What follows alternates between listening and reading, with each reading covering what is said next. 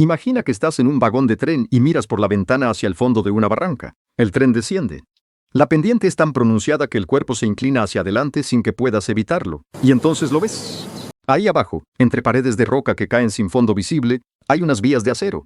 Son vías de tren, las mismas que tienes debajo de los pies en este momento.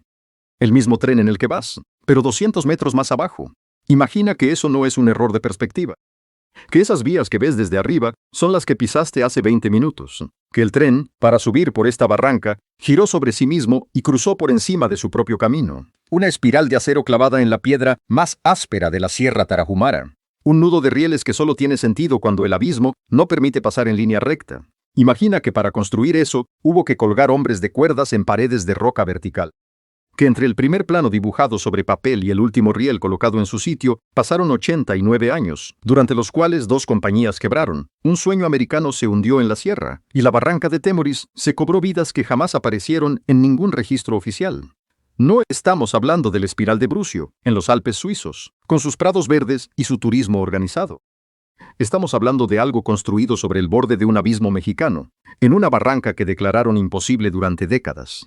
Hoy vamos a abrir dato por dato el lazo de Temoris, el tramo más extremo del ferrocarril Chihuahua al Pacífico, la única vía de México donde el tren cruza por encima de sí mismo para no caer al fondo del barranco. Este lazo venció a generaciones de ingenieros que se rindieron antes de resolverlo. Dejó enterrados en la roca a trabajadores cuyos nombres no salieron en ningún diario. Y tardó casi un siglo en terminarse, no porque nadie lo intentara, sino porque la barranca destruía todo lo que le lanzaban. ¿Cómo se construye una vía en una pared que cae en vertical y no tiene dónde anclar los rieles? ¿Quién fue el primero en convencer a alguien de que se podía dar la vuelta entera dentro de una montaña y salir más arriba de donde se entró? ¿Y qué queda hoy de esa obra cuando el tren que la recorre lleva años luchando por sobrevivir? Prepárate. Lo que vas a conocer del lazo de Temoris va a cambiar lo que crees saber sobre la ingeniería mexicana y sobre lo que México fue capaz de construir en los rincones más olvidados de su propia tierra. Antes de empezar, si este tipo de contenido sobre ferrocarriles e infraestructura extrema de México te interesa, suscríbete al canal y activa la campanita para no perderte ningún video. Y si quieres apoyar este proyecto y ayudarnos a seguir rescatando estas historias que la historia oficial olvida, considera hacerte miembro del canal. Estés donde estés, en México o del otro lado. Ahora sí, vamos con el monstruo de acero que cruzó su propia vía en el corazón de la sierra. Dato 1. La vía que cruza su propia sombra. El lazo de Temoris hace exactamente lo que el nombre promete. Laza, rodea, da la vuelta sobre sí mismo y cruza por encima de donde ya estuvo. Estás en el tren. Los vagones crujen con el metal de las curvas cerradas. Por la ventana de la izquierda hay una pared de roca oscura a 2 metros del vidrio. Por la de la derecha, el vacío de la barranca. El tren entra en una curva pronunciada, luego en un túnel. La oscuridad dura unos segundos. Sale, otra curva, otro túnel. Y entonces, al salir del segundo túnel, la perspectiva ha cambiado. Lo que antes estaba a la derecha está ahora a la izquierda. Y abajo, en el fondo del abismo, hay un puente de acero. Un puente estrecho con sus vigas transversales y sus rieles paralelos. Unos rieles que reconoces, los mismos en los que vas. El mismo puente que cruzaste hace 16 minutos en el nivel de abajo. Los pasajeros que hacen el viaje por primera vez se quedan callados ante esa vista. Los que ya lo han hecho señalan con el dedo y explican. Los que lo han hecho muchas veces miran a los nuevos para ver la cara que ponen. El 23 de noviembre de 1961, el presidente Adolfo López Mateos fue el primer mandatario en cruzar ese puente desde arriba, mirando desde el vagón oficial hacia el abismo. El primer tren completo que recorrió la línea terminada pasó por el lazo ese día. No hay registro de qué dijo cuando vio los rieles del nivel inferior. Pero los vio. Todo el mundo en ese tren los vio. La lógica del lazo es simple cuando alguien la explica. Si la montaña sube más deprisa de lo que una vía puede subir en línea recta, hay que alargar la distancia que recorre el tren sin alejarlo horizontalmente. La única manera de hacer eso sin entrar de frente en la piedra es dar vueltas. Subir en círculos, ganando altura poco a poco mientras los rieles describen una curva que va cerrándose sobre sí misma. Para que te hagas una idea, en cerca de 5 kilómetros de vía, el lazo de Temoris sube más de 170 metros de altitud. Pon un edificio de 55 pisos en vertical. Eso es lo que sube el tren en ese tramo. 55 pisos. En 5 kilómetros de rieles sobre el borde de la barranca. Déjame repetirlo. 170 metros de desnivel en 5 kilómetros de vía, sobre el vacío de la barranca de Oteros. En el mundo hay otros lazos ferroviarios famosos. El de Brucio en Suiza, el de Gum en la India. Pero hay algo que distingue al de Temoris de casi todos. El cruce se produce sobre el vacío de una barranca que no tiene fondo visible desde el vagón. En Brucio, el tren cruza sobre tierra. En Temoris cruza sobre el borde de un abismo. Y cuando el tren pasa por encima de sí mismo, la comprensión llega de golpe. El lazo tiene una lógica que solo se entiende mirando la barranca. Existe porque la barranca de Temoris no dejó otra salida.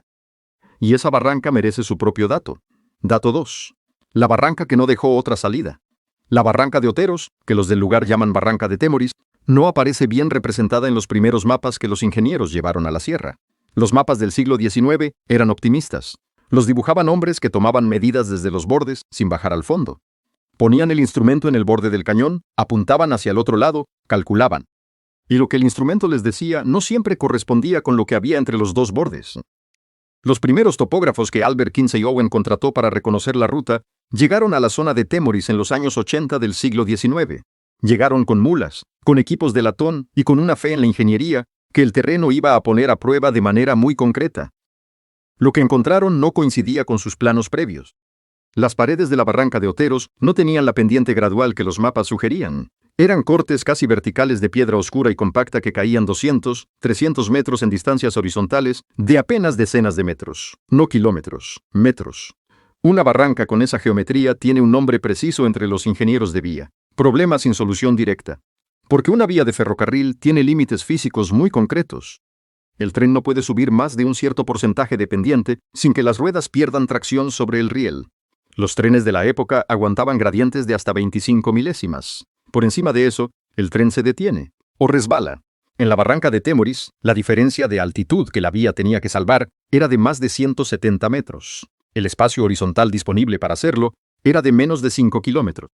Eso daba una pendiente muy por encima de lo que una locomotora convencional podía escalar sin apoyo. En términos llanos, la barranca no daba opción de una vía directa. Cada equipo que estudió esto llegó a la misma conclusión. Hay que buscar un rodeo. Encontrar otro paso, un lugar donde la sierra fuera menos vertical. El problema era que la sierra de Chihuahua en ese tramo no tenía lugares más manejables. Cada alternativa que se exploraba encontraba otro obstáculo igual o peor. Imagina estar parado en el borde de esa pared con un teodolito de latón y un cuaderno de notas. Mides, calculas, y cada número confirma lo mismo. Por aquí, de la manera convencional, no se pasa. Mientras los ingenieros buscaban un rodeo que no existía, la barranca de Oteros seguía ahí, inmóvil. Las paredes de roca volcánica talladas por el río de abajo durante millones de años. En temporada de lluvias ese río bramaba en el fondo con un sonido que llegaba a los campamentos en el borde como una advertencia permanente. La solución que alguien finalmente dibujó fue rodear hacia arriba en vez de rodear hacia los lados. Cruzar por encima de donde ya se había pasado. Un nudo sobre el vacío. La sierra seguiría siendo la sierra, pero la vía ya no intentaría vencerla de frente. Y construir esa solución tardó 89 años. Dato 3. El tren que tardó casi un siglo en cruzar la sierra. El ferrocarril Chihuahua al Pacífico tardó 89 años en completarse. 89, desde las primeras concesiones hasta el último riel tendido en la sierra. Déjame repetirlo con otra escala. Si una persona hubiera empezado a trabajar en este ferrocarril el día de su nacimiento, habría muerto de anciana sin ver el lazo de Temoris terminado. La que lo cruzó primero fue la nieta de quien empezó a soñarlo. Los primeros planos serios de lo que eventualmente sería el Chihuahua al Pacífico se trazaron en la época de la República restaurada. México salía de sus guerras. Los políticos miraban al norte con una mezcla de envidia y determinación. Los Estados Unidos tendían sus transcontinentales a golpe de capital y dinamita. México quería lo mismo. Una vía que cruzara las sierras del norte y conectara el Golfo con el Pacífico por tierra propia. Las primeras concesiones se dieron en la década de 1870. Empezaron por los extremos, los tramos más fáciles, los que tenían tierra plana o pendientes razonables. Esos avanzaron. Luego llegaron a las sierras y el progreso se detuvo. A lo largo de las siguientes 4 décadas, la línea cambió de manos varias veces. Cada nueva empresa llegaba con ilusión y con capital fresco. Cada empresa encontraba, después de años de trabajo y millones gastados, que la sierra era más cara y más dura de lo que nadie había calculado. Y quebraba. 2 compañías norteamericanas, varias concesiones mexicanas, el gobierno federal durante la Revolución y después de ella. Todos intentaron la sección de Temoris. Todos la dejaron sin terminar. La sección del lazo de Temoris fue la última en completarse. La más difícil, la que los constructores habían postergado una y otra vez esperando una solución mejor, quedó siempre para el final. En la década de 1950, los ferrocarriles nacionales de México pusieron la sección del lazo como prioridad absoluta, con tecnología más moderna, con explosivos más potentes, con perforadoras neumáticas que abrían un túnel en semanas donde antes tardaban meses, y con la decisión política de que esta línea iba a terminarse. El presidente Adolfo López Mateos subió al primer tren que recorrió la línea completa el 23 de noviembre de 1961, 673 kilómetros entre Chihuahua y Los Mochis. 89 años después de los primeros planos, el lazo de Temoris quedó finalmente bajo las ruedas de una locomotora diésel. López Mateos habló de progreso, de la Sierra Conquistada, de México moderno. En ese discurso no apareció el nombre de ninguno de los hombres que habían muerto abriendo túneles en la roca.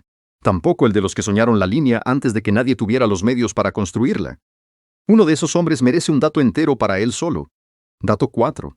El americano que dibujó el primer plano del lazo sin saber que lo estaba haciendo. Recuerda este nombre. Albert Kinsey Owen. No era mexicano. Nació en Pensilvania en 1847. Y tenía ideas tan grandes que los que lo escuchaban tardaban un momento en decidir si lo admiraban, o si pensaban que no tenía los pies en la tierra. Owen llegó por primera vez a la bahía de Topolobampo, en Sinaloa, en 1872. Tenía 25 años. Llevaba en la cabeza un proyecto que lo ocuparía las siguientes 4 décadas. Un ferrocarril desde Kansas City hasta el Pacífico mexicano. Una ruta que cruzaría la Sierra Tarahumara, bajaría hasta el mar y convertiría al puerto de Topolobampo en la terminal del corredor más corto entre el medio oeste norteamericano y los mercados de Asia. El proyecto de Owen tenía una lógica geográfica sólida. La distancia de Kansas City al Pacífico por México era genuinamente más corta que por los Estados Unidos. Las matemáticas le daban la razón. Lo que las matemáticas no le explicaban era lo que costaría cruzar la barranca de Oteros. Owen pasó años recorriendo la ruta, levantando planos, convenciendo inversores. En 1886 fundó la colonia de Topolobampo, una comunidad utópica de colonos norteamericanos que iban a construir el nuevo paraíso en Sinaloa mientras el ferrocarril avanzaba. La colonia tuvo su época de ilusión y su época de fracaso. Los colonos llegaron. Las tierras resultaron ser muy distintas de lo que prometían los folletos. Las enfermedades llegaron antes que la vía, y Owen, que era mejor visionario que administrador de cuentas, fue perdiendo el control del proyecto. A finales del siglo XIX, las operaciones pasaron a nuevas manos. Otra compañía, otro comienzo, y el lazo de Temoris todavía a décadas de distancia. Owen murió en 1916. El tren que soñó no había llegado a Temoris, ni cerca, pero dejó algo que no se mide en kilómetros de vía tendida. Sus topógrafos fueron los primeros en documentar la profundidad de la barranca de Oteros, la dureza de su roca, la imposibilidad de un trazado convencional en ese tramo. Cuando Owen y su compañía quebraron, esos planos no desaparecieron. Pasaron al siguiente operador, y al siguiente, y al siguiente. Cada nueva empresa que intentó el tramo de Temoris empezó revisando lo que Owen había documentado. Owen, sin saberlo, había creado la memoria técnica del problema. La base sobre la que todos los ingenieros que vinieron después construyeron sus propias propuestas. Cuando el tren cruzó por primera vez el lazo de Temoris el 23 de noviembre de 1961, Owen llevaba 45 años muerto. El riel que corría bajo las ruedas de la locomotora seguía la línea que él había propuesto sobre un mapa en 1872. Que nadie pronunciara su nombre ese día en el discurso inaugural dice algo sobre cómo la historia... Recuerda a los que pusieron el primer plano sobre la mesa. Vamos a volver a Owen. Su historia en este lazo tiene una segunda parte que casi nadie cuenta. Pero antes de llegar a esa segunda parte, hay algo que necesito que tengas en mente mientras escuchas lo que viene. En los próximos datos, vamos a bajar al fondo de la construcción del lazo, a los hombres que abrieron la roca. Y en el dato 12, hay algo sobre lo que la barranca de Oteros le ha hecho al lazo desde su inauguración que cambia la manera de pensar en este tipo de infraestructura. Sigue conmigo. Dato 5. Los túneles que el pasajero cruza sin ver lo que costaron. El ferrocarril Chihuahua al Pacífico tiene 86 túneles en total a lo largo de sus 673 kilómetros. 86. Es una de las líneas con más túneles del continente americano. Esa cifra sola habla del tipo de terreno que esta vía tuvo que atravesar. Del total de 86, varios se concentran en la sección del lazo. Túneles que se suceden uno tras otro en distancia corta, cada uno girando el tren en una dirección distinta, ganando altitud en cada giro como si la vía estuviera enroscándose dentro de la montaña. Un túnel ferroviario en terreno de sierra, en los años 50, requería trabajo humano muy intenso. Se perforaba con taladros neumáticos, se colocaba la dinamita en los agujeros abiertos, se hacía retirar a los trabajadores a la zona segura, se detonaba. Y cuando el polvo y el humo bajaban lo suficiente como para respirar, las cuadrillas entraban con picos y palas a retirar los fragmentos y preparar la siguiente carga. El ritmo de avance en roca dura podía ser de 3 a 5 metros por día, en condiciones favorables. En la Sierra de Chihuahua, Con el tipo de piedra que hay en la barranca de Oteros, el avance era más lento. Y en los puntos del lazo donde el túnel había que abrirlo en roca casi vertical, con el equipo trabajando en posición incómoda y la pendiente queriendo tirarlo hacia abajo, el ritmo era más lento todavía. Para que te hagas una idea de lo que significaba abrir esos túneles, el tiempo que el tren tarda en cruzar uno de los túneles del lazo son segundos. La oscuridad dura 5, 8, 10 segundos como máximo. Ese mismo espacio que el pasajero cruza en esa fracción de tiempo tardó semanas de trabajo de cuadrillas enteras en estar abierto.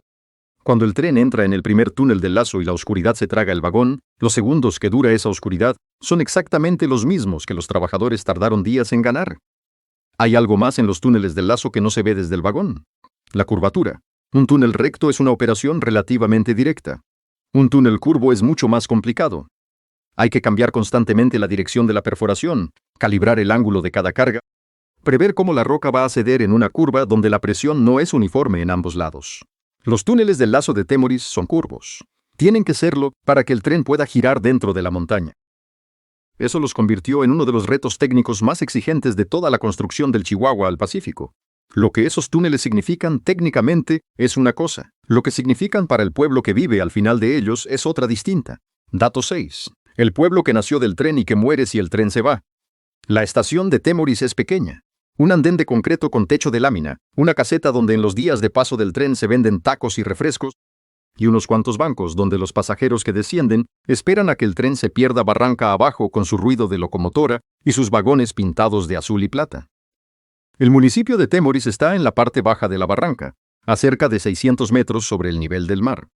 Para llegar por tierra sin el tren, hay que bajar por una carretera de terracería que en temporada de lluvias se vuelve intransitable durante semanas. La carretera mejoró en las últimas décadas del siglo XX, pero sigue siendo un camino que los propios habitantes de Temoris describen con una expresión que solo tiene sentido cuando lo has recorrido. El municipio tiene una población de unos 2.000 habitantes en el núcleo urbano, aunque los caseríos rarámuri dispersos por los alrededores añaden más gente que vive esparcida por la sierra.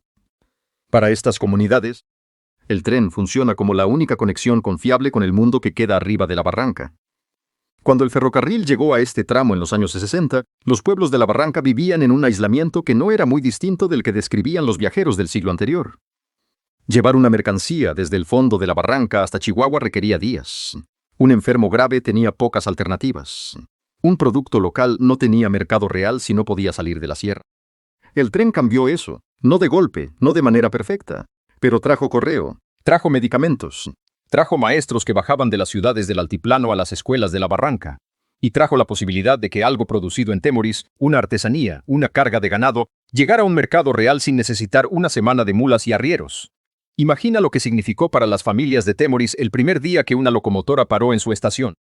No una máquina vista de lejos desde un cerro. Una locomotora diésel de ferrocarriles nacionales, con vagones de pasajeros, con correo oficial, con un maquinista de uniforme que esperaba que subieran los viajeros.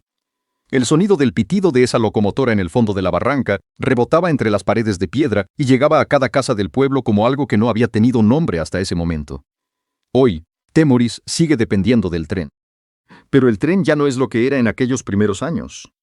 Los derrumbes interrumpen la vía con una regularidad que los habitantes ya calculan en su planificación anual. Y cuando el tren se va, Temoris queda conectado solo por esa carretera de terracería que el temporal vuelve impasable. Para entender por qué existe el lazo, hay que conocer la cifra exacta que lo justificó, porque esa cifra no suena tan dramática hasta que alguien la convierte en algo que se puede ver. Dato 7. La cifra que el pasajero no siente porque el tren la disimula.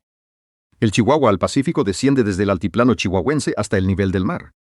El desnivel total entre el punto más alto de la línea, cerca de la estación de Divisadero, y el nivel del mar en Los Mochis, es de más de 2.400 metros. Es el ferrocarril con mayor desnivel de México y uno de los más notables del continente. Pero ese desnivel no es uniforme. La línea no baja como una rampa suave.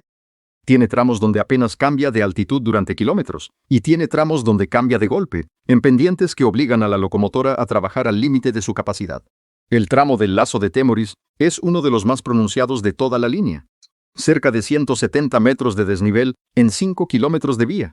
Una pendiente de aproximadamente 34 metros por kilómetro. Para una vía convencional de carga, ese gradiente está en el límite de lo que una locomotora puede manejar sin apoyo adicional.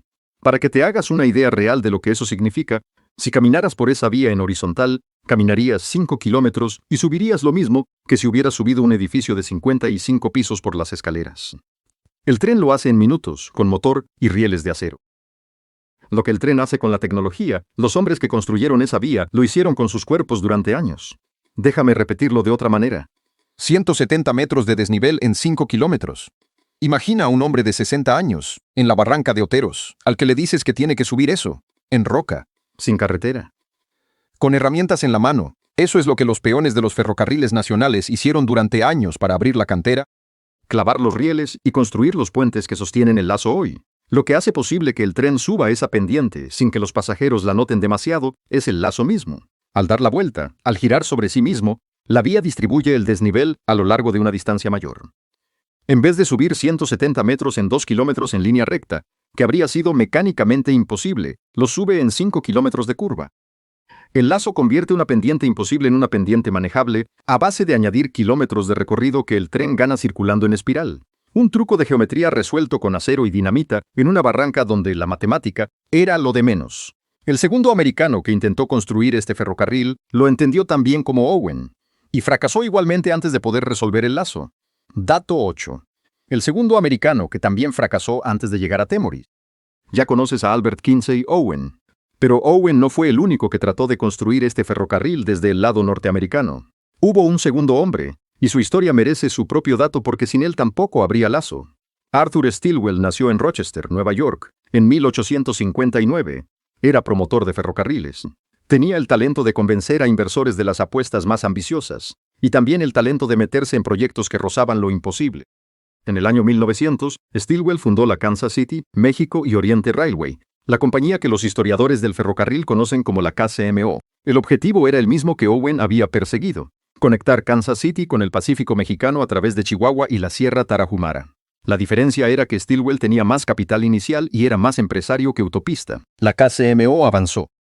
Stilwell construyó tramos desde ambos extremos de la línea, desde Chihuahua hacia la sierra y desde el puerto de Topolobampo hacia la sierra. El plan era que los dos tramos se encontraran en algún punto de las barrancas y el ferrocarril quedara completo. Los tramos avanzaron, llegaron a un punto, y la sierra dijo que no. La sección de la barranca de Oteros, el punto donde el lazo tendría que existir, era el obstáculo que ninguna cantidad de dinero de Stilwell podía resolver de manera rápida. Los ingenieros de la KCMO estudiaron el problema, propusieron soluciones, las evaluaron, y la conclusión era siempre la misma. Esto va a costar más dinero y más tiempo del que hay disponibles. En 1912, Stilwell fue forzado a salir de la compañía por diferencias con sus inversores. En 1914, la Primera Guerra Mundial interrumpió el flujo de capital europeo que financiaba parcialmente la construcción. La KCMO entró en quiebra. El gobierno mexicano intervino los tramos en territorio nacional, y el lazo de Temoris siguió sin existir. Stilwell murió en 1928. Como Owen antes que él, murió sin ver el tren llegar a Temoris. Dos sueños americanos. Dos hombres que pusieron décadas de su vida en esta línea. Dos fracasos que sin embargo empujaron el proyecto hacia adelante, porque cada quiebra dejaba kilómetros de vía tendida que el siguiente operador podía usar como punto de partida. Y mientras dos americanos fallaban, el precio real de los túneles se estaba cobrando de una manera que los balances contables no podían registrar. Un momento antes de continuar. Llevamos 8 datos y 2 sueños americanos hundidos en la sierra. Antes de entrar en lo que vino después, quiero que me dejes tu opinión en los comentarios. ¿Qué te parece más impresionante de lo que has escuchado hasta ahora? Que el lazo tardara 89 años en terminarse y la idea sobreviviera a todos los que la tuvieron. ¿Que la barranca de Oteros sea exactamente el tipo de obstáculo que nadie había resuelto antes en México? ¿O que 2 americanos soñaran con este ferrocarril y México lo acabara construyendo décadas después, sin mencionarlos en el discurso inaugural? 3 opciones. Déjamelo en los comentarios. Ahora seguimos. Dato 9. Las vidas que tiene el lazo de Temoris en su interior. La misma barranca de Temoris que forzó el diseño del lazo es la barranca donde murieron los hombres que lo construyeron. En los años 50, cuando los ferrocarriles nacionales de México pusieron la sección del lazo como prioridad, llegaron a la zona trabajadores de Chihuahua, de Sinaloa, de Durango, peones sin calificación especializada, entrenados en el trabajo sobre la marcha. Hombres que habían trabajado en minas, en caminos, en construcción de casas, y que ahora se encontraban colgados de cuerdas en paredes de roca a más de 100 metros sobre el fondo de la barranca. Los accidentes fueron frecuentes. La roca de la barranca de Oteros tiene zonas de composición irregular. Capas de piedra muy dura intercaladas con capas más blandas y fracturadas. Cuando una carga de dinamita se colocaba en una zona fracturada, la roca no cedía de manera controlada. Podía explotar en fragmentos inesperados. Podía desencadenar un desprendimiento de una sección mucho más grande de lo calculado, y los hombres que estaban en las zonas adyacentes tenían segundos para cubrirse. No siempre llegaban. La temperatura dentro de los túneles en construcción podía ser sofocante en verano. Los humos de la dinamita tardaban en disiparse. Los trabajadores llevaban trapos húmedos atados a la cara para filtrar el polvo de roca. Pero el polvo de roca de la barranca de Oteros era muy fino y penetraba igual. Los pulmones de los que trabajaron años en esa sección lo pagaron mucho después, con enfermedades que no tenían el nombre del lazo en el diagnóstico, pero que venían de él. Los registros de los ferrocarriles nacionales de esa época no consignaban de manera sistemática las muertes de los peones de construcción. Los accidentes mortales se anotaban en partes administrativos que no siempre llegaban a las estadísticas centrales. Un hombre que moría aplastado por un a 20 kilómetros del campamento principal podía no aparecer en ningún documento que sobreviviera a los años. Hay testimonios de veteranos de la construcción del Chihuahua al Pacífico que describen cómo los cuerpos de compañeros muertos en zonas de difícil acceso a veces quedaban enterrados bajo la misma roca que habían abierto. La barranca de Oteros tiene túneles cuyas paredes interiores contienen, literalmente, los restos de hombres que murieron mientras los abrían. El ferrocarril Chihuahua al Pacífico en su conjunto, durante la fase final de construcción en la sierra, se estima que costó la vida de más de 100 trabajadores. El tramo del lazo concentró una parte importante de esos accidentes. No hay monumentos para ellos. No hay placas con sus nombres en la estación de Temoris. Cada vez que un turista mira por la ventana del tren y ve el puente que cruzó hace 20 minutos allá abajo en la barranca, está pasando sobre tierra y piedra que costaron vidas que ningún periódico de Chihuahua consideró suficientemente importantes para registrar. Ese es el peso real del lazo de Temoris. La geometría de acero sobre el vacío tiene un precio que no figura en los libros de ingeniería. Vamos a volver a estos hombres, porque lo que dejaron merece más que una mención. Dato 10. Lo que Owen dejó sin saber que lo dejaba. ¿Recuerda ese nombre? Albert Kinsey Owen. Lo mencionamos en el dato 4. El americano de Pensilvania que llegó a Topolobampo en 1872 y murió en 1916 sin ver el tren llegar a Temoris. Hay algo en la historia de Owen que los libros cuentan de manera incompleta. Owen no solo propuso la ruta. Sus topógrafos fueron los primeros en documentar la profundidad de la barranca de Oteros, la dureza de su roca, la imposibilidad de un trazado convencional. Y esa documentación, cuando Owen y su compañía quebraron, no desapareció. Pasó a manos del siguiente operador, y del siguiente, y del siguiente.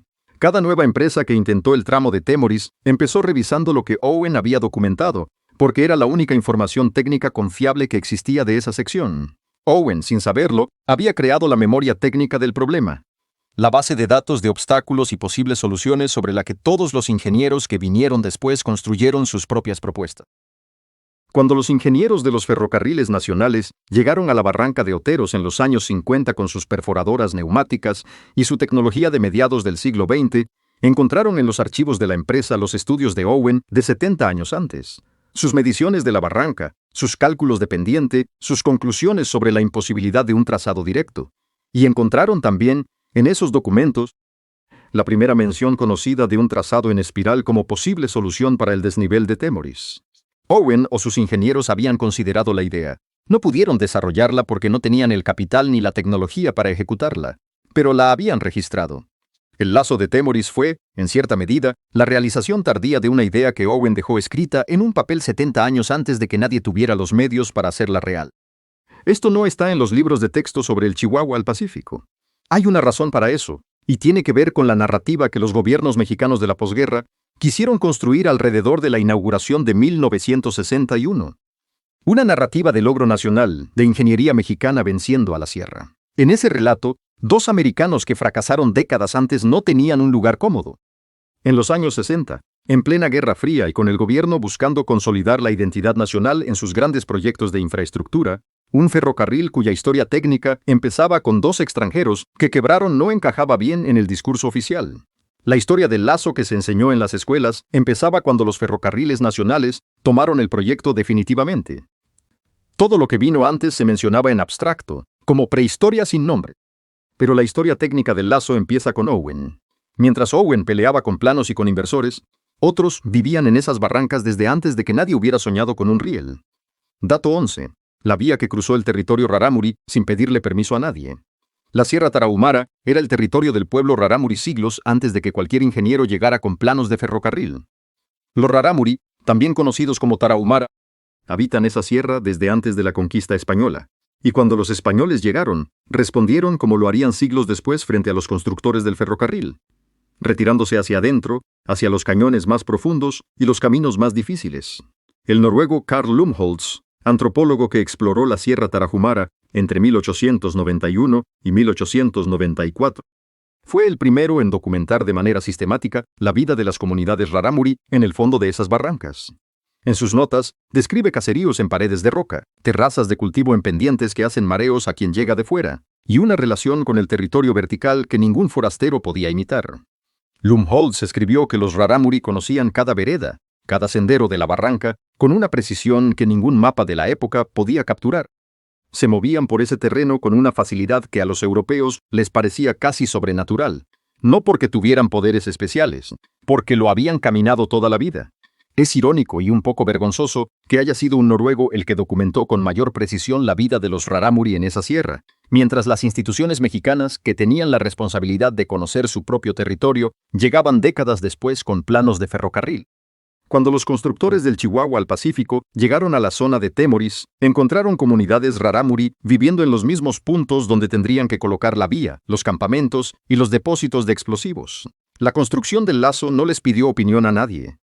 Los ferrocarriles nacionales llegaron con una concesión federal y empezaron a trabajar. Imagina tener tu parcela en una terraza de la barranca y que de pronto, a 200 metros de tu casa, empiece a sonar el ruido de las perforadoras. Semanas de ese ruido. Explosiones calculadas que hacen temblar la pared. Fragmentos de roca cayendo por la pared de la barranca a metros de donde están los niños. El ferrocarril terminado cambió la vida rarámuri de dos maneras que no apuntan en la misma dirección. Por un lado, les dio acceso a un sistema de transporte que antes no existía. Por otro, trajo un flujo de forasteros que transformó la dinámica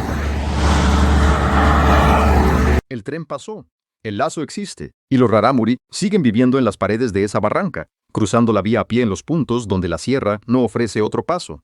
La misma barranca que el ferrocarril cruzó empezaría pronto a devolver golpes. Dato 12. Cuando la barranca de Oteros se cobra lo que siente que le debe. La barranca de Oteros, la misma que forzó el diseño del lazo, no está domada. 60 años de tráfico ferroviario no han cambiado el carácter de esa sierra.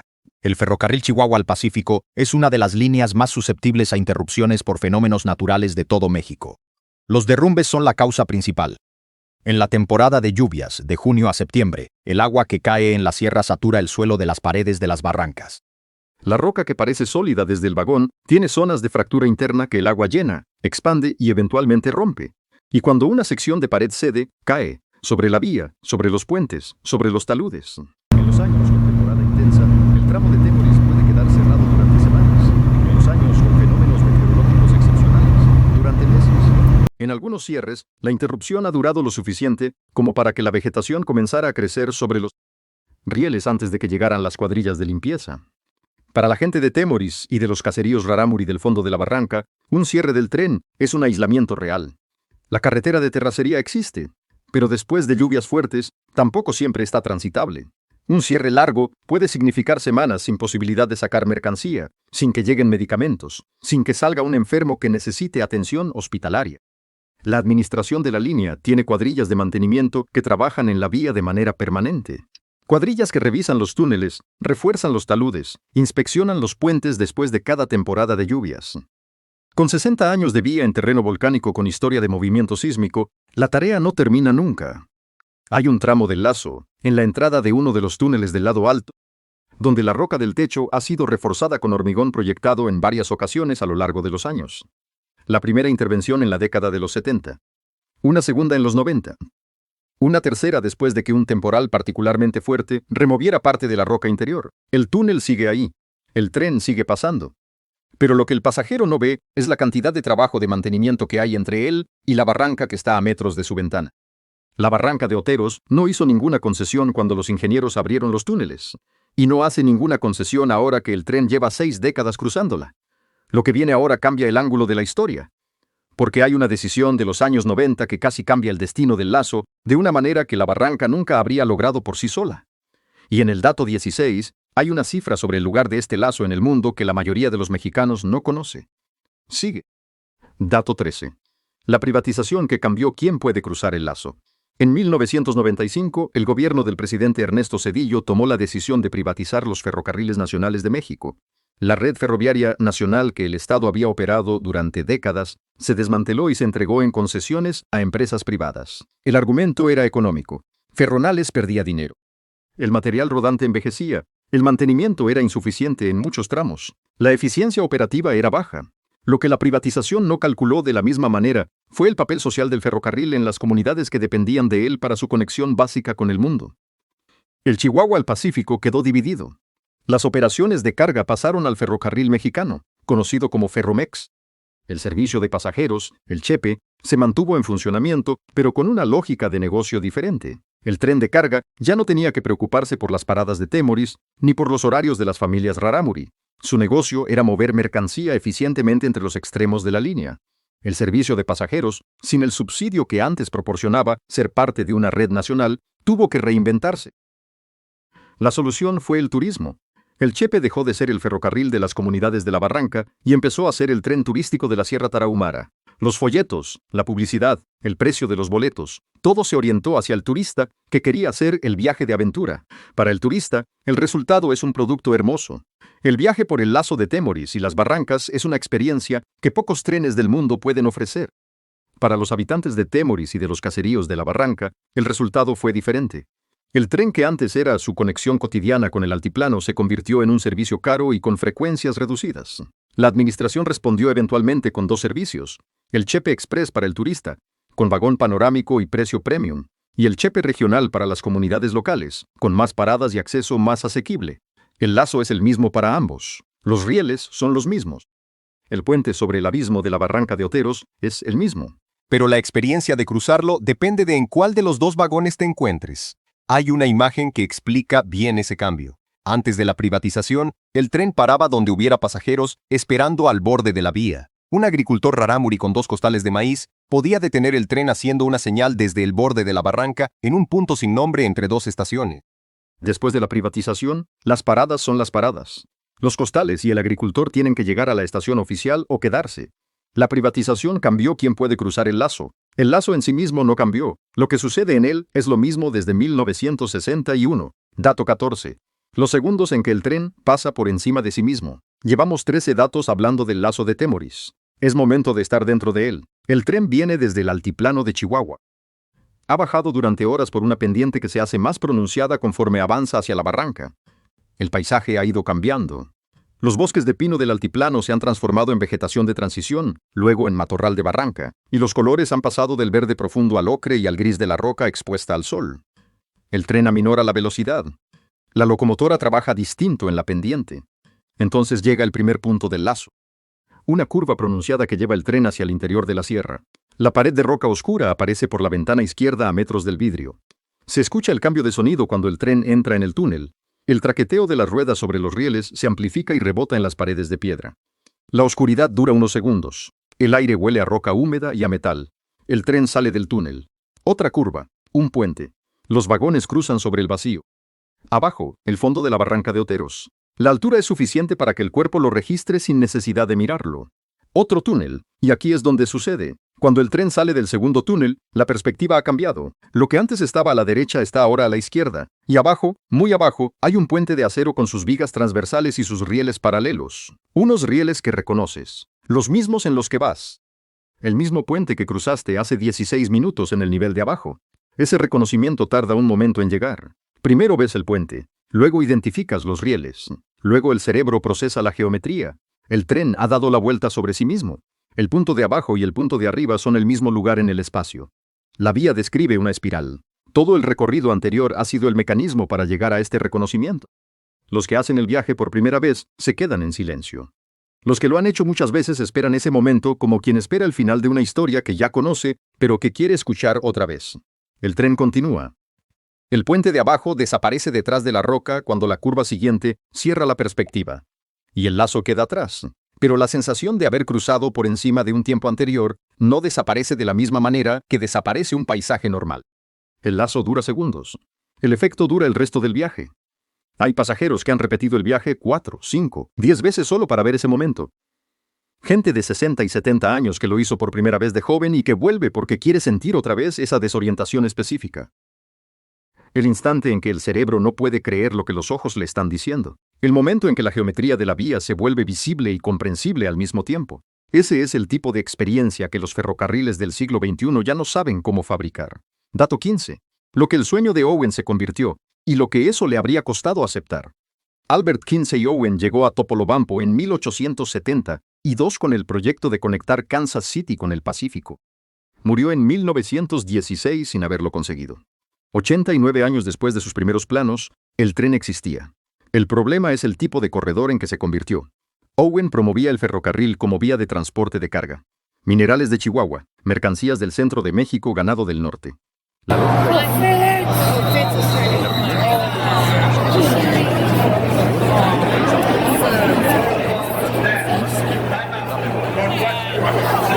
Lo que se construyó 89 años después era, en su forma más rentable, un tren turístico. El Chepe Express, que hoy lleva viajeros a ver las barrancas y el lazo de Temoris, funciona como un producto de experiencia, algo muy distinto del ferrocarril de carga masiva que Owen vendía en sus prospectos de Kansas City. Se vende por el paisaje, por el vértigo, por el momento exacto en que el tren cruza por encima de su propio rastro. Y sin embargo, hay algo en esa transformación que Owen habría podido reconocer, aunque le costara admitirlo. El obstáculo que venció a su compañía, la barranca de Oteros, el desnivel imposible que ningún ingeniero de su época pudo resolver, es hoy el argumento de venta principal del viaje. La solución que nadie supo ejecutar en vida de Owen es el punto más fotografiado y más comentado de todo el recorrido. La derrota de Owen se convirtió en el producto. La barranca que lo venció es la razón por la que el tren existe como experiencia. El obstáculo que hundió su compañía es hoy lo que justifica el precio del boleto del Chepe Express. Owen pasó décadas convenciendo a inversores de que la ruta era viable por sus argumentos de carga. Nadie le escuchó el tiempo suficiente. El tren que finalmente se construyó es viable como producto turístico gracias a la misma barranca que arruinó sus cálculos de carga.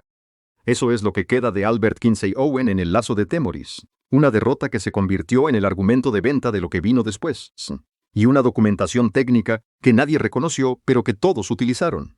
La próxima vez que alguien diga que el lazo de Temoris es un logro de la ingeniería mexicana de los años 50, es cierto.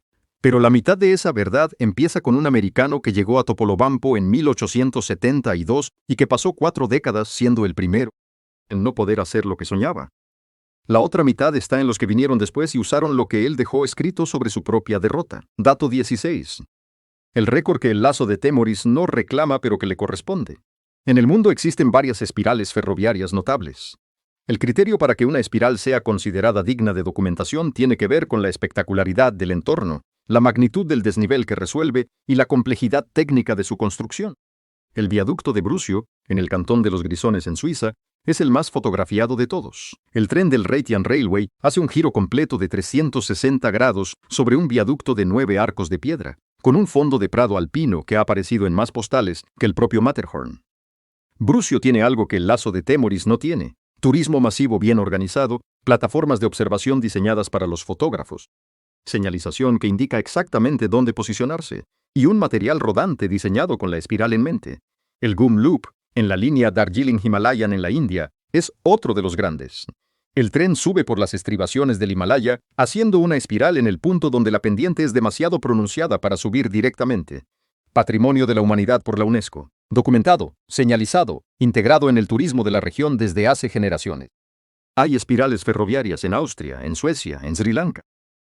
Todas tienen en común que están en países con infraestructura turística bien desarrollada y que llevan décadas siendo destinos de los entusiastas del ferrocarril en todo el mundo.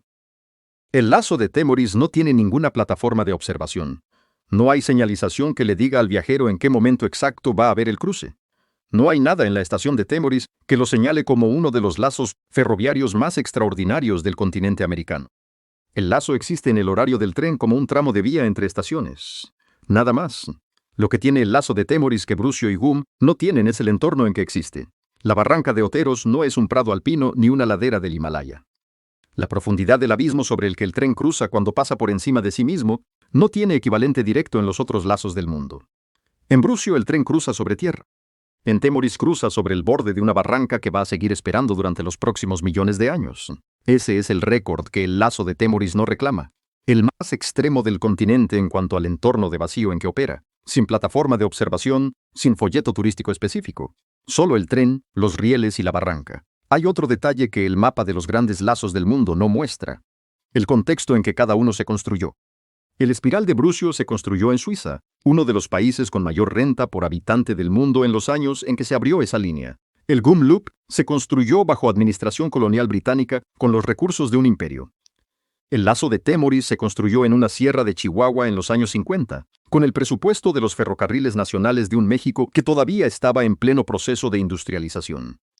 El entorno del lazo no es lo único extraordinario. También lo es haberlo construido donde se construyó y con lo que había disponible.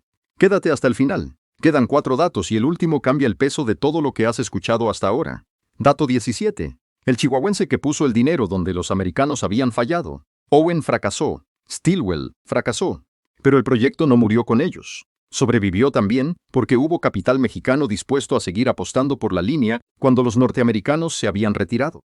El nombre más importante en esa parte de la historia es Enrique C. Creel. Creel nació en Chihuahua en 1854. Fue gobernador del estado 2 veces durante el período porfirista. Fue embajador de México en los Estados Unidos. Era yerno de Luis Terrazas, el terrateniente con más tierras en Chihuahua en su época, y con ese vínculo tenía acceso a una red de capital regional que ningún promotor norteamericano podía movilizar por su cuenta. Creel veía en el ferrocarril que cruzaría la Sierra Tarahumara la posibilidad de abrir los recursos minerales del norte de Chihuahua a los mercados del Pacífico. Chihuahua tenía minas de plata, cobre, plomo y zinc que estaban lejos de cualquier vía de comunicación existente. Un ferrocarril que bajara de la sierra al mar cambiaría esa ecuación de manera muy concreta. Creel invirtió en la Kansas City, México y Oriente cuando Stilwell todavía la dirigía. Cuando Stilwell fue expulsado y el capital norteamericano empezó a retirarse, Creel mantuvo su posición. Cuando la revolución de 1910 complicó todo y el gobierno federal intervino los tramos mexicanos de la línea, Creel había puesto suficiente capital como para que el proyecto tuviera inercia propia más allá de los promotores individuales. La revolución barrió con muchas de las estructuras del porfiriato, incluida la red de poder en que Creel operaba. Creel tuvo que exiliarse en los años más violentos del conflicto. Regresó después. Murió en la ciudad de Chihuahua en 1931. Como Owen y como Stilwell, murió sin ver el lazo de Temoris terminado. 3 hombres: Owen, Stilwell, Creel. 3 proyectos que no llegaron a su fin en vida de quien los llevó. Un solo ferrocarril terminado 30 años después de que muriera el último de los 3. El que inauguró la línea fue Adolfo López Mateos, que en 1960, y uno tenía 50 años y dirigía un país muy diferente al que Owen había visitado en 1872.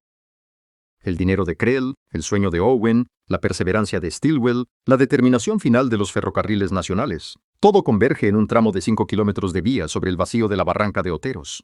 Lo que ese tramo hace de noche, sin turistas, sin fotógrafos, es lo que viene ahora. Dato 18. Lo que pasa en el lazo cuando no hay nadie mirando. El chepe turístico hace su recorrido durante el día. Los vagones panorámicos están diseñados para que los pasajeros vean la barranca con luz. Los mejores tramos, el lazo de Temoris y las vistas sobre las barrancas, se cruzan en horas donde hay visibilidad. Pero el tren no es solo turístico. En la misma vía donde el Chepe Express lleva viajeros al lazo, circulan también servicios del Chepe regional que conectan las comunidades de la barranca con los extremos de la línea. Servicios que salen en horas donde el turismo no opera, que llevan a los habitantes de Temoris y de los caseríos, Rarámuri a los mercados de Chihuahua o de los Mochis, que llevan de regreso a familias que han pasado días en la ciudad y que tienen que estar en su comunidad a primera hora. Imagina cruzar el lazo de Temoris de madrugada. La barranca de Oteros en la oscuridad no tiene fondo ni paredes. Solo hay el ruido del tren, el traqueteo de las ruedas sobre los rieles en la curva, el olor a metal y a madera húmeda del vagón de segunda clase. Y al salir del túnel, en el momento exacto del cruce, si la noche tiene luna suficiente, puedes ver abajo el destello de los rieles del nivel inferior, no el puente completo, no el abismo que lo rodea, solo ese brillo metálico que dice, ahí estuviste hace un momento. Para una señora de Temoris que hace ese viaje una vez al mes para visitar a su familia en los Mochis, el lazo de noche funciona como una señal de orientación en un paisaje de oscuridad total. El lazo de día, el que el turista fotografía desde el vagón panorámico, y el lazo de madrugada, el que esa señora cruza de memoria, son el mismo tramo de vía, con 2 significados completamente distintos. Los habitantes de Temoris conocen el lazo a todas horas. Lo conocen con luz de mañana, con sol de mediodía, con el frío de invierno, cuando la neblina de la barranca entra por las ventanas mal cerradas de los vagones. Lo conocen de noche cuando la luna alcanza el abismo y con las noches sin luna donde el tren se mueve en la oscuridad y el lazo existe solo como sonido y como movimiento. Ese conocimiento tranquilo, ese lazo sin asombro pero con familiaridad, es tan parte del monstruo como el asombro del turista que lo ve por primera vez. El lazo de noche pertenece a los que lo necesitan para vivir. El lazo de día pertenece a los que lo buscan para disfrutar. Y ambos pasan sobre los mismos rieles que los obreros del dato 9 pusieron en esa roca. Dato 19. El monumento que nadie decretó pero que está en la piedra. Los recordamos en el dato 9. Los hombres que abrieron los túneles del lazo. Los que murieron en desprendimientos que no salieron en ningún periódico de Chihuahua. Los que quedaron enterrados bajo la misma roca que habían perforado. El lazo de Temoris es su monumento. No el monumento que eligieron. No el que alguien les puso con una placa y un discurso. Es el monumento que dejaron siendo el trabajo mismo. Los túneles del lazo, los puentes sobre el vacío de la barranca de Oteros, los taludes de hormigón que sostienen la vía en los puntos donde la roca sola no era suficiente, los muros de contención que impiden que la sierra vuelva a tomarse el camino que le abrieron. Todo eso lo hicieron ellos. Con picos, con palas, con explosivos de la época y con cuerdas de cáñamo que los colgaban sobre el abismo. El 23 de noviembre de 1961, cuando Adolfo López Mateos subió al primer tren oficial de la línea completa y cruzó el lazo de Temoris, el discurso que pronunció ese día hablaba de presidentes, de instituciones, de la voluntad nacional, de México moderno, de la sierra conquistada, de ingeniería y de visión de futuro. Los peones que abrieron los túneles no aparecieron en ese discurso, tampoco en los titulares de los periódicos del día siguiente, tampoco en los libros de texto que desde entonces cuentan la historia de la construcción del Chihuahua al Pacífico. Hay algo en eso que tiene el sabor específico de cómo México ha tratado históricamente a los que hicieron el trabajo más duro con sus propias manos. El trabajo que requería colgar el cuerpo sobre un abismo. El trabajo que no admitía error porque el error costaba la vida. Pero los túneles siguen ahí. La roca que ellos abrieron sigue siendo la misma roca que rodea al tren cuando cruza el lazo. La curva que ellos describieron con pólvora y pico es la curva que el tren sigue hoy, 60 años después, con la misma geometría que calcularon en un campamento de madera en el borde de la barranca. El trabajo de esos hombres sin nombre en los registros oficiales es lo que hace posible que hoy un turista mire por la ventana del vagón y vea el puente que cruzó hace 20 minutos allá abajo en la barranca de Oteros. Eso es permanencia. No tiene placa, pero permanece. Hay algo más que permanece y que tampoco aparece en ningún registro. Las técnicas que esos peones aprendieron en la construcción del lazo, la manera de trabajar en pendiente vertical, la manera de calcular una carga de dinamita en roca fracturada, el saber cuándo había que alejarse y cuándo se podía avanzar, ese conocimiento se transmitió entre cuadrillas. Los hombres que sobrevivieron a la construcción del lazo entrenaron a los que vinieron a trabajar en las secciones siguientes. El saber estaba en los cuerpos de los que lo hicieron, no en ningún manual de los ferrocarriles nacionales. Y ese saber también es parte del lazo, aunque no tenga nombre en ninguna parte. Dato 20. El lazo de Temoris hoy, sobreviviendo entre derrumbes y un tren que aún cruza. El lazo de Temoris lleva más de 60 años en servicio.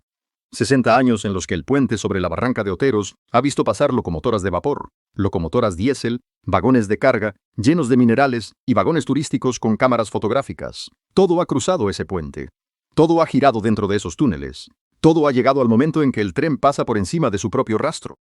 Los derrumbes han cerrado la vía en múltiples ocasiones. Después de cada cierre hay evaluación, limpieza y reparación. Las cuadrillas de mantenimiento trabajan en uno de los entornos más difíciles del país, en paredes de barranca, en túneles oscuros, en puentes sobre el vacío. El mismo terreno que venció a los constructores en los años 50 sigue siendo el mismo terreno. El tren que recorre el lazo hoy es el Chepe Express y el Chepe Regional. Dos servicios en la misma vía, con dos lógicas diferentes. El turístico lleva a los viajeros al momento del cruce como si fuera el punto culminante de un espectáculo. El regional lleva a los habitantes de la barranca a donde tienen que ir. Esa dualidad tiene tensiones reales. El precio del Chepe Express es inaccesible para las familias de Temoris. El regional tiene frecuencias que no siempre se ajustan a las necesidades de las comunidades. Y los derrumbes afectan a ambos por igual, sin distinción entre el turista que pagó caro y la señora del dato 18 que necesita llegar a su casa. El lazo de Temoris no está en peligro inmediato de cierre, pero tampoco tiene garantías permanentes de continuidad. El mantenimiento de una línea ferroviaria en terreno volcánico con lluvias intensas, cada temporada tiene un costo que no siempre es fácil de sostener con los ingresos del turismo y con los presupuestos de la administración ferroviaria. Lo que sostiene al lazo hoy es la misma combinación que lo creó hace 60 años. La obstinación de hacerlo funcionar, aunque la sierra no facilite nada. Y la convicción de que el tren es necesario no solo para los turistas, sino para las comunidades que lo necesitan para existir con conexión al mundo. El lazo sigue cruzando su propia vía sobre el vacío de la barranca de Oteros. El tren entra en el primer túnel. La oscuridad dura unos segundos. Sale, gira, otro túnel, sale. Y entonces abajo, en el fondo del abismo, aparecen los rieles del nivel inferior, el mismo puente, las mismas vías. 89 años en construirlo, 60 en servicio. Y la barranca de Oteros sigue siendo la barranca de Oteros. Y así llegamos al final de los 20 datos del lazo de Temoris, una vía que tardó 89 años en terminarse, que forzó una solución de ingeniería que ningún ferrocarril mexicano había ejecutado antes en ese tipo de terreno. Que costó vidas que no aparecen en ningún lugar.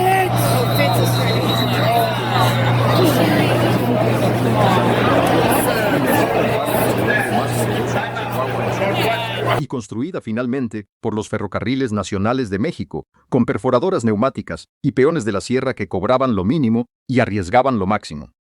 La barranca de Oteros no hizo ninguna concesión a todo eso. No hizo concesiones cuando llegaron los topógrafos de Owen. No las hizo cuando llegaron los ingenieros de Stilwell. No las hizo cuando llegaron las cuadrillas de los ferrocarriles nacionales en los años 50.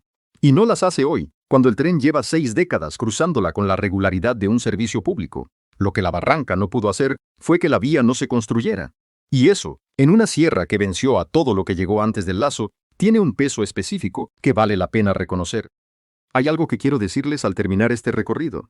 Las historias de Owen, Stilwell y Creel, las de los obreros sin nombre y los rarámuri de la barranca, las de los derrumbes y la privatización y el lazo que alguien cruza de madrugada sin que nadie lo esté fotografiando, no son historias de derrota. Son historias de una especie de terquedad que no tiene una palabra exacta. La capacidad de seguir en un proyecto que vence a todos los que lo intentan, hasta que llega alguien que no sabe que debería rendirse. Eso es parte de lo que México construyó en los lugares donde nadie apostaba que podría funcionar. Y esas historias merecen contarse. Antes de que te vayas, quiero tu opinión en los comentarios.